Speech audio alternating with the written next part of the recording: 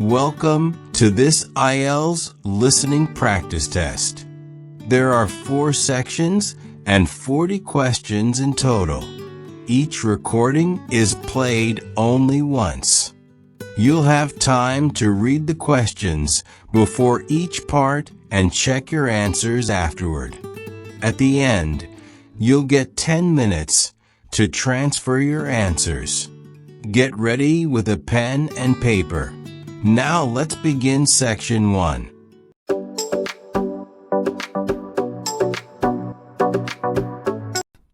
Section 1. You will hear a new student, Tom, talking to a student representative called Rachel about university clubs. You now have 30 seconds to read questions 1 to 4.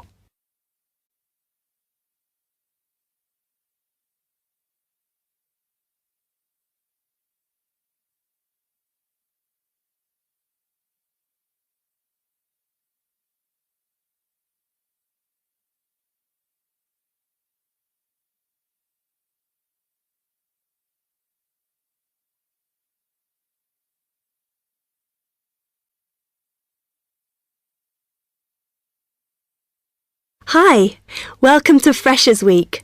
I'm Rachel. Can I help you? Oh, hi. Yes, I was hoping to find out about some clubs I could join. Well, all the club stands are here in this hall.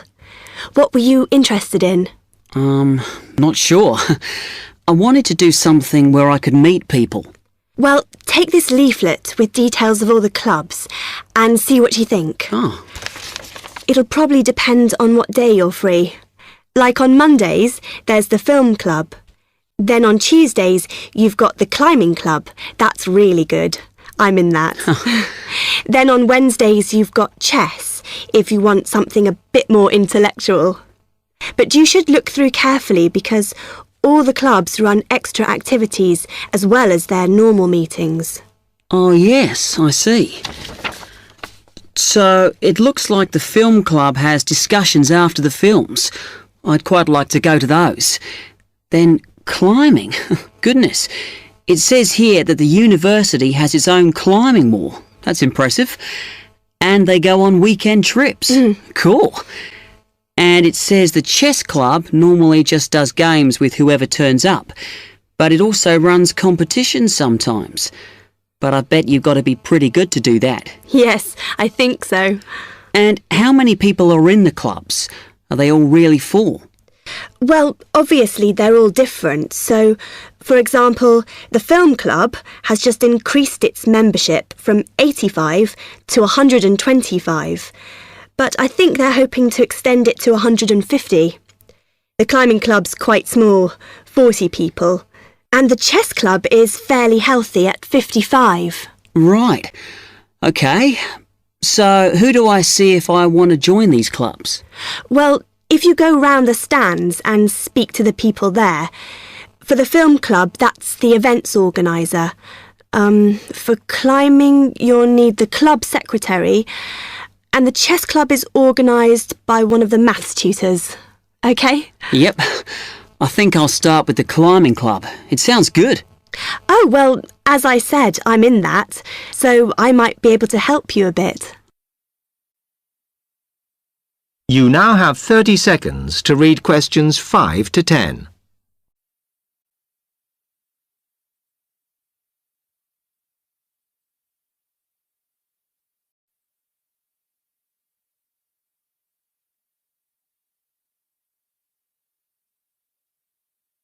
OK. It says in the leaflet that they get together twice a month. Is that right? Yes. Oh, you must join. It's really good fun. We go away quite a bit to North Wales, and every year we have a special excursion, usually to France, which is where we're going this year in the spring. The weather's too unpredictable in the autumn. Wow, that sounds good. But it must cost a lot. Yeah, but we try and save up for it through subscriptions. So rather than having a huge sum to pay in the month we go, we collect those weekly, so it spreads it out. Good idea. I think I'll definitely join. There are quite good benefits you get from joining. I mean, you need that, don't you? And the university clubs normally try and do deals with local businesses, so it's really worth joining. Like in the climbing club, they've got a special arrangement with one of the shops in town. So if you show your card, you can get money off equipment. Don't think the discount extends to clothes, though. That's really worth it then. I'll go over and talk to them now. OK. Hope you do join. Oh, and another thing I meant to say. If you do become a member, you automatically receive a magazine once a year. It's quite useful and interesting because it goes out to all the national climbing clubs. And the other thing is, if you come to every session, then you can get a complimentary ticket to the big exhibition that's held in Cardiff every year.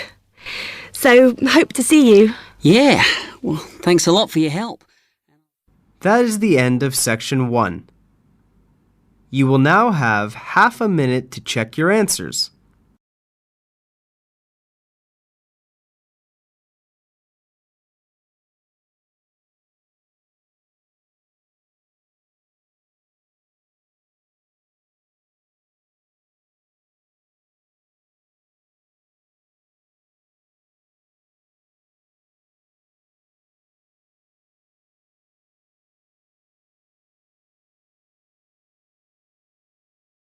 Section 2.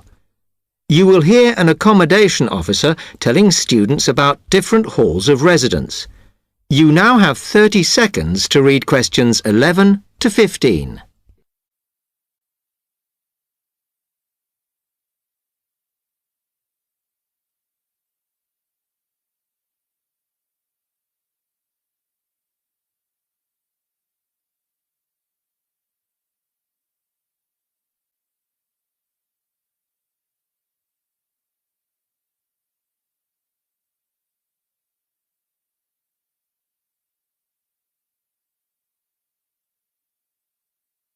Good afternoon, and welcome to Stanton University. I'm here to tell you about the various halls of residence we have available, should you choose to come here. We aim to offer accommodation in halls to all first-year students, and you'll find there's a good variety to choose from. First of all, there's Brown Hall, which, as you'll see, is not the most modern of buildings, but it is very popular with some students. It's got a good sense of community, some nice refurbished kitchens, and unlike the other halls, it has recently had a gym built in its basement. Another option is Blake Residence, which is built like a large house, and so everybody cooks and eats together. It has its own sectioned-off bit of private garden and is even more peaceful because this is an all-girls residence. Although, of course, boys are allowed to visit the hall and, I understand, frequently take part in cooking dinner. The largest hall we have is Queen's Building, and this has been upgraded recently.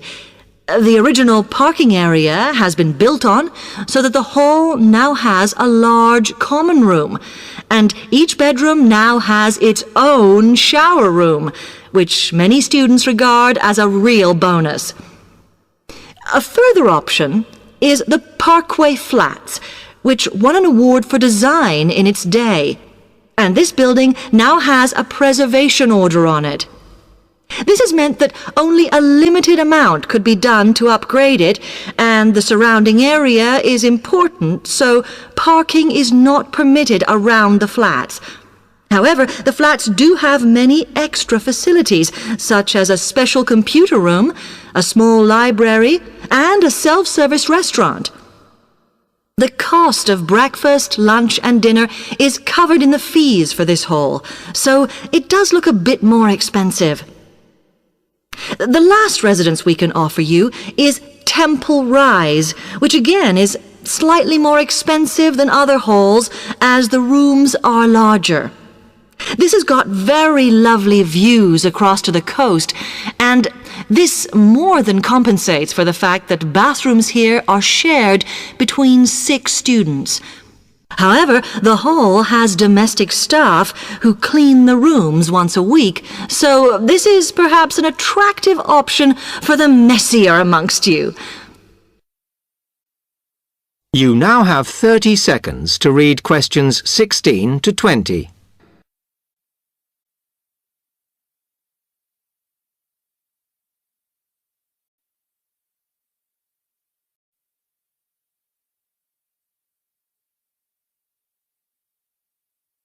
Now, if I can just show on this wall map here where they all are, you might like to go and have a look round.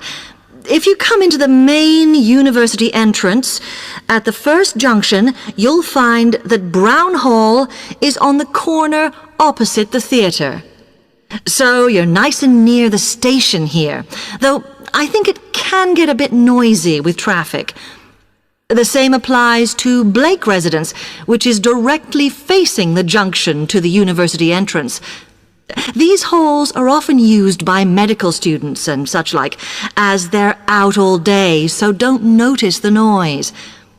Anyway, if you then walk along Campus Road towards the main circle, you'll see the library on the corner, and Queen's Building is just past that as you head north. You will find that it is quieter here, and you may get fewer visitors. By the way, the circle is quite a feature of the campus, as it's set into the hills and has a brand new sports center in the middle. It's worth going to look around it. Now, the Parkway Flats are on the opposite corner to the library, facing the circle, as you head towards the main buildings. The main buildings are only about a 5-minute walk from here, and places in these halls go quickly, so my advice is to reserve your place as soon as possible. Then Temple Rise is inside the circle, next to the sports center, but further from the main university buildings. Now, if you'd like to go off and physically look... That is the end of section 2. You will now have half a minute to check your answers.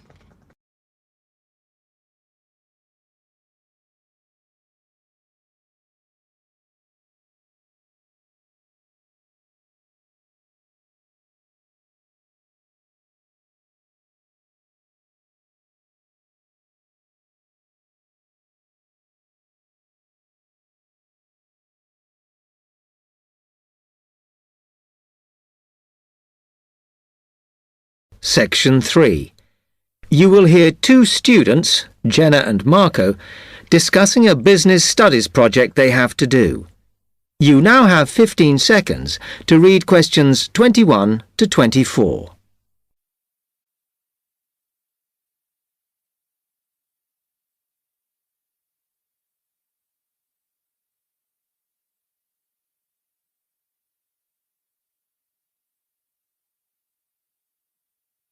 Come on, Marco. We've got to get on and sort out this project for Professor Buckley. Hang on. I want to make sure we've got all the information. Now, where are we? Well, today we need to sort out exactly what we're going to do and how we're going to divide the work up. Okay. How long have we got, by the way? The end of term is April 6th. And he said to hand it in on week 8, so that's March 25th at the latest, because the beginning of that week is the 21st, so not long. Right. Have you got the notes there? Yes. He wants us to do a fairly small-scale study, like the last one, on whether or not businesses were offering more benefits to staff. And we've now got to look at the rise in older workers. It should be fairly straightforward. Yeah, as long as we keep it small. Who's marking it? I don't know. Sometimes he gets the PhD students to mark it for him. Oh, actually, it just says here, a senior lecturer. I suppose it's too much for Professor Barclay to do them all. Yeah. Anyway, how are we going to go about this? Well, We have to decide how big we want it to be and who. Yeah, but I think we must sort out a timetable for the project. Otherwise, nothing will get done. Okay. Do you want to do that? All right. I'll do it as soon as we finish here. You now have 15 seconds to read questions 25 to 27. Okay. What do we have to do now for the project? What's the best way to go about it? Well, Professor Carter suggested we set up a focus group to get some in-depth interviews, but I think that'll take a lot of time. Yeah, I agree. If we did a focus group, we'd have to spend time deciding who to include in it, and it's not necessary to do one anyway. Oh, fine. And if you agree, I think we should get in touch with the businesses on the list Professor Carter gave us and ask them if they're prepared to participate. Sounds good. Then we can go there, give them questionnaires and collect them later. Exactly. Okay. Then do we need to book one of those study rooms in the library so we can work together to input the data? Perhaps not, as I guess just one of us could just sort it out actually. Yes, that would be easier. A lot of what we're doing is qualitative, so it'll be writing up rather than statistics. No software for that, I'm afraid. And I think it would look better if we had actual shots of some of the staff, because we're citing appearance as a factor in employability, aren't we? Yeah, okay. I'll factor that all in when I sort everything out tonight. You now have 30 seconds to read questions 28 to 30.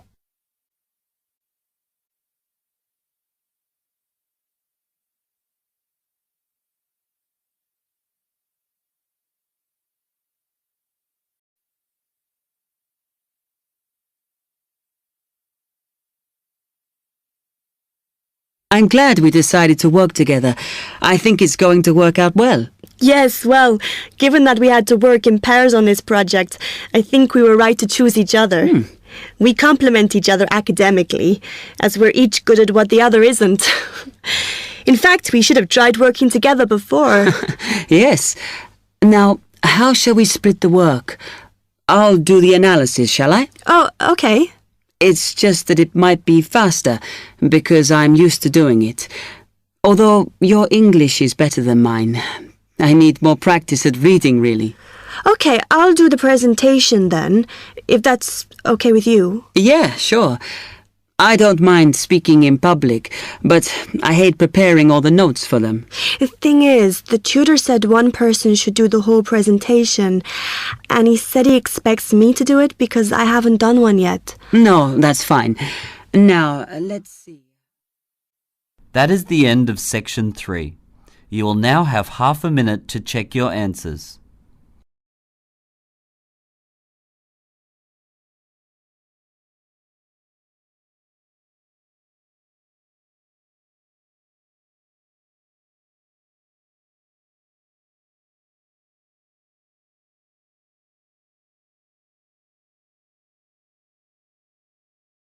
Section 4. You will hear a media studies tutor giving a lecture about news sources. You now have 30 seconds to read questions 31 to 35.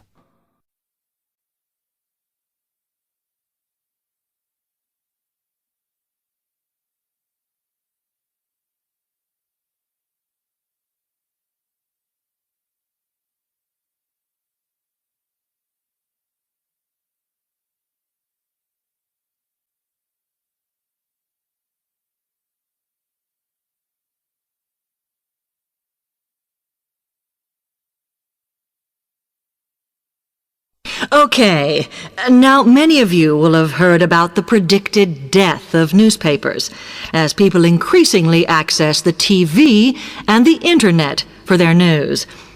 Today, I want to look at the USA, which has very advanced news sources, to see if this is actually true. In the USA, the main news sources without doubt are TV, the internet, and the press. That is, traditional newspapers. And although they are each surviving and growing, they are also changing. Obviously, TV news has been around for a while, and the early evening bulletins when people get in from work are very popular. I suppose we traditionally think of the morning newspaper arriving on our doorstep with the daily news. Interestingly, this is not borne out by the statistics, which show that readership in the U.S. is much higher when people have time to relax, when they're not working, especially on Sundays. The Internet is also a popular weekend activity, but shows no variation with weekday access. So people are using the different sources in different ways. Interestingly, local radio has been hit less by the grip of quite strong local newspapers than by the Internet, which is seen to offer a better regional service. But just because the Internet is seen as the new force in news media does not mean it is dominant. Television has, of course, been global for a while. But now technological changes, which have fueled the rise of online news, have also allowed newspapers to print and distribute editions across the world. In fact, Internet news, which is seen as the big competitor for traditional markets, does not offer that much variety. Often, the sources are the online versions of the newspapers, whereas television, in order to offer something different, has had to come up with a much more mixed bag of reporting, from hard news to light reports on celebrity events. Another issue is reliability. The Internet is virtually unregulated, so anything can be reported there, whether true or not. Journalists on newspapers have fought a long, hard battle to fight intervention and to retain the freedom of the press. Television, however, is seen as critical to political power and has become subject to harsh controls about what it can or cannot say. You now have 30 seconds to read questions 36 to 40.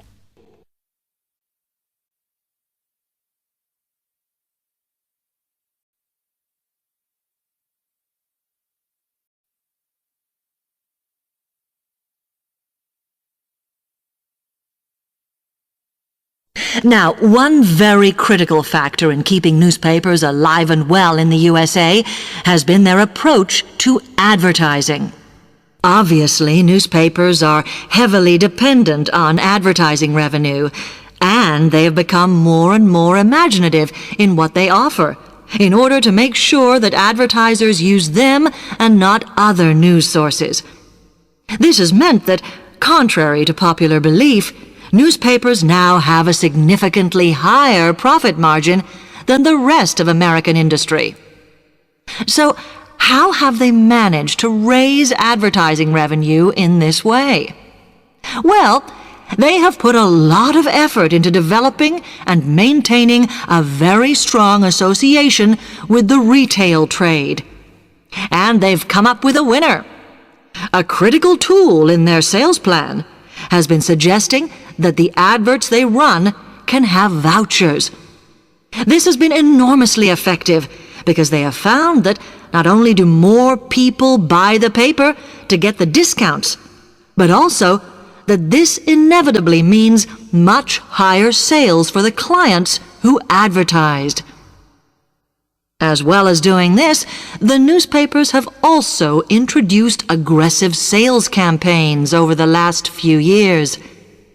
This has resulted in a significant and continuing rise in the number of advertisers prepared to pay the extra for full-page ads. So, what I would like to move on to... That is the end of section 4. You will now have half a minute to check your answers.